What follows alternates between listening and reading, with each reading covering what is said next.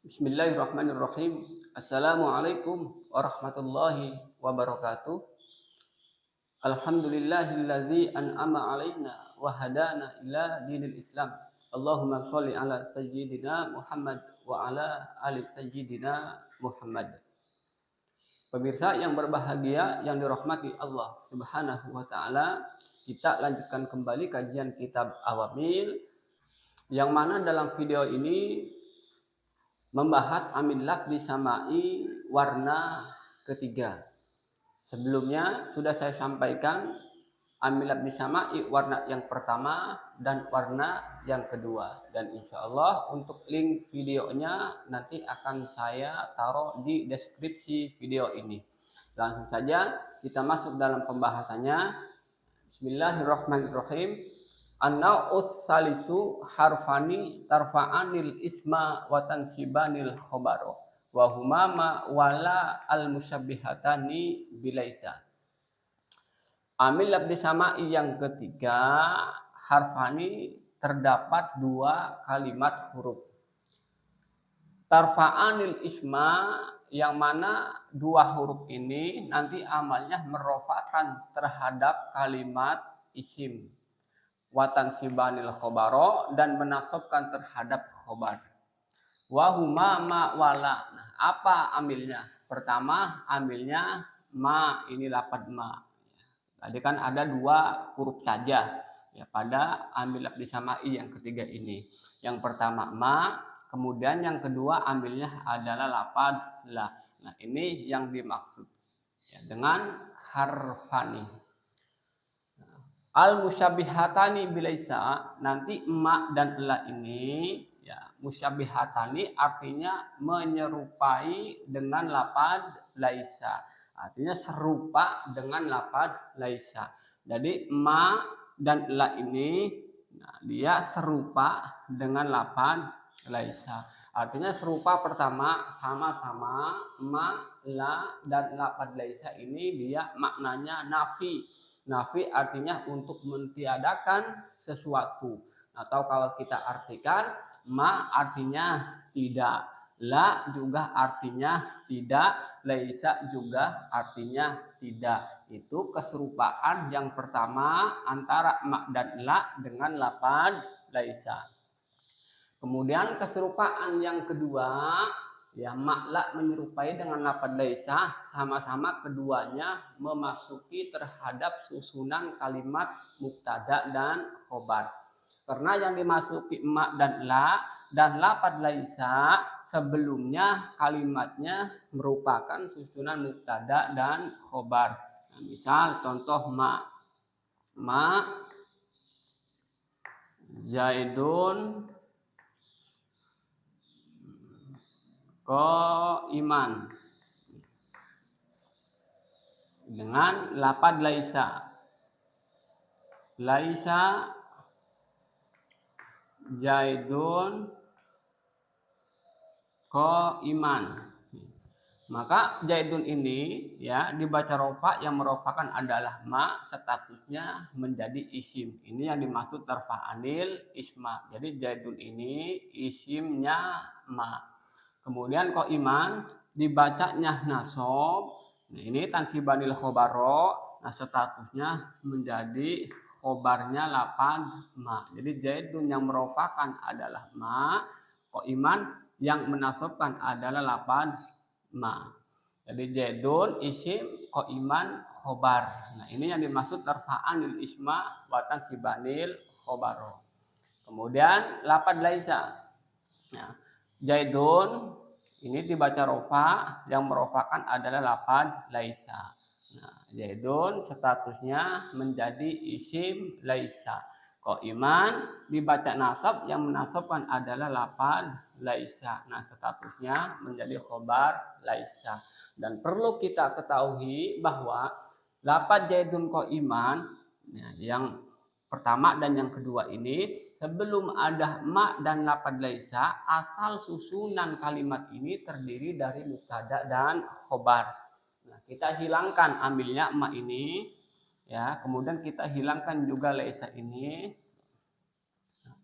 Maka iman dibaca menjadi rofa, ya, menjadi Zaidun qaimun. Termasuk yang di bawah ini juga, ya, Zaidun qaimun. Nah, Zaidun, nah, tadi kan tarkib jadi isim, ya, karena menjadi isim ma. Karena maknya tidak ada, maka ini bukan tarkib isim lagi, tapi ditarkib menjadi mubtada. Nah, termasuk Zaidun yang kedua ini, nah, termasuk juga Zaidun yang kedua ini tarkib menjadi mubtada.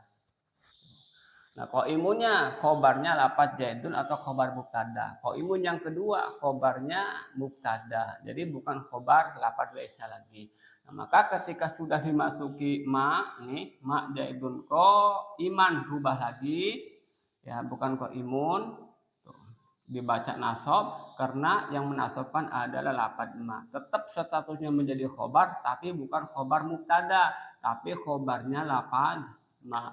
Termasuk qaimun yang kedua juga harus dibaca qaiman. Nasab yang menasobkan adalah lafaz laisa. Jadi itu segi keserupaan lafaz ma dan lafaz la dengan lafaz laisa. Saya ulangi, serupanya antara ma la dengan lafaz laisa, pertama serupa dalam segi sama-sama menunjukkan makna nafi. Kedua, sama-sama ma la dan lafaz laisa juga masuk dalam susunan mubtada dan khobar. Itu segi keserupaannya.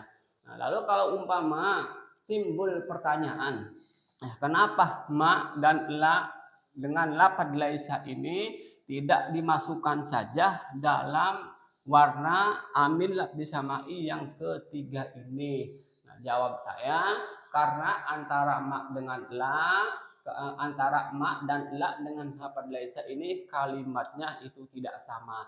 Ma dan la kalimatnya harfani, sedangkan lafaz laisa kalimatnya adalah kalimat fi'il, dan fi'ilnya pun adalah fi'il madhi naqis. Ini termasuk laisa amilat bisama'i warna ke-10. Nanti insya Allah akan saya bahas, ya, selanjutnya. Jadi di mana saja kita menemukan lafaz ma dan la ini, ya, di dalam kitab apa saja, maka ma dan la ini nanti dia punya amalnya tarfa'anil isma, artinya merupakan kalimat isim. Nah, ini lafaz Zaidun, ya, kalimat isim. Kemudian watan sibanil khobaro, dan menasobkan khobar. Nah, qaiman. Berarti Zaidun dibaca rofa oleh ma, qaiman dibaca nasab oleh ma. Jadi rumusnya pertama amil dulu, ma ini amilnya. Nah, setelah amil kemudian isimnya ini Zaidun berarti sebagai isim, ya, karena urutannya hurufnya amilnya, kemudian isimnya, kemudian khobarnya. Maka amilnya Zaidun, isimnya qaiman menjadi khobarnya. Nah, tapi pada ma dan la ini, ya, terjadi perbedaan pendapat, ya, antara para ulama nahwu. Artinya terjadi perbedaan pendapatnya. Ada yang mengatakan ma dan la ini beramal, amalnya merupakan isim dan menasabkan khobar. Ada juga yang mengatakan ma dan la ini tidak beramal. Yang beramal menurut lughati ahli Hijaz, yang tidak beramal menurut lughati Bani Tamim. Jadi yang beramal menurut pendapat ahli Hijaz, yang tidak beramal menurut pendapatnya ahli Tamim, ahli Bani Tamim.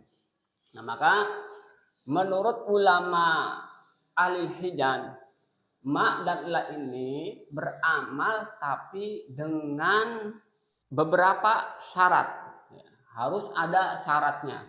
Nah, saya masuk syaratnya yang pertama, nah, wali ikmaliha salah satu surutin. Jadi kita bahas pertama ma, ya. Nah, amalnya ma itu, ma artinya bisa beramal harus memenuhi 3 syarat. Syarat pertama, Allah taktarina bi'in azzaidati. Syarat pertama, ma tidak bersamaan dengan in zaidah. Jadi kalau maknya dia bersamaan dengan in, maka gugurlah amalnya ma, artinya maknya tidak beramal. Ini contohnya. Ma in Zaidun qaimun. Nah, karena mak di sini bersamaan dengan lafadz in, ini yang dimaksud in zaidah, maka ma tidak beramal. Jadi lafadz setelahnya tetap disusun ditarkib sebagai mubtada, Zaidun ini qaimun ditarkib sebagai khobarnya mubtada atau khobarnya Zaidun. Karena dianggap mak ini tidak beramal. Yang kedua syaratnya wa alla yaktarina khobaruha bi'ilah. Dan khobarnya ma ini tidak bersamaan dengan lafaz illa. Jadi syarat yang kedua, ma bisa beramal kalau khobarnya tidak terdapat illa. Tapi kalau pada khobarnya terdapat illa, maka ma tidak beramal. Contoh yang tidak beramal ini, wa ma Muhammadun illa rasulun. Nah, ini ma ini sebagai isim, kemudian Muhammadun, ma ini sebagai amilnya, kemudian Muhammadun ini sebagai isimnya, nah, Rasulun ini sebagai khobarnya. Kalau maknya beramal ya. Nah, tapi di sini maknya tidak beramal. Kenapa tidak beramal? Karena khobarnya disertai dengan lafadz illah. Lafadz Rasulun ini dia disertai atau bersamaan dengan lafadz illah, maka Rasulun bukan menjadi khobar ma, tapi menjadi khobar daripada lafadz Muhammadun yang ditarkib menjadi mubtada. Kemudian syarat yang ketiga, ya, agar ma bisa beramal, syaratnya Allah yataqaddamal khobaru alal ismi. Jadi syarat yang ketiga, khobarnya tidak mendahului terhadap isimnya. Nah, karena harusnya begini. Ya, pertama amil, setelah amil kemudian isimnya, setelah isim kemudian khobarnya. Ya, contohkan tadi ma ini amilnya, isim, ingat isimnya harus terbaca rofa tarfaan nih. Ma berarti dibaca Zaidun. Kemudian khobarnya ko iman. Khobarnya ma harus dibaca nasab tansiban. Nah, jadi urutannya pertama amilnya dulu disebutkan, setelah amil kemudian isimnya, setelah isim kemudian baru khobarnya. Nah, maka kalau terjadi dalam kalimat itu khobarnya ma mendahului terhadap isimnya, maka ma itu dianggap tidak beramal. Contohnya ini ma ko imun Zaidun. Nah, ma ini amilnya tuh. Qaimun ini statusnya khobar ya, tapi di sini bukan khobar ma ya, tapi khobar mubtada khobar. Kemudian Zaidun sebagai isimnya. Artinya ini tidak tartib. Karena yang tartib itu ya ini amil, isim dan khobar. Di sini amil, khobar dan isim. Karena khobarnya qaimun ini mendahului lafaz Zaidun isimnya, maka ma tidak beramal. Kemudian kita masuk syaratnya la, agar la itu bisa beramal merupakan isim dan menasabkan khobar. Syaratnya juga sama, ada 3.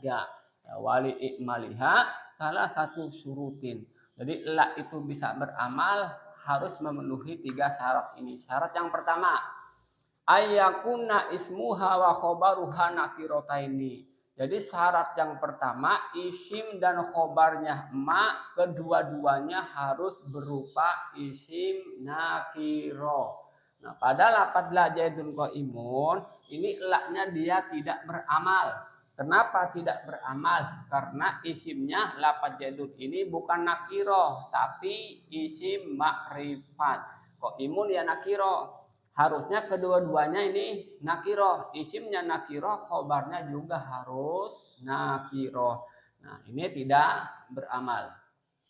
Kemudian syarat yang kedua, syaratnya la wa ada muktironil khobari bi illah.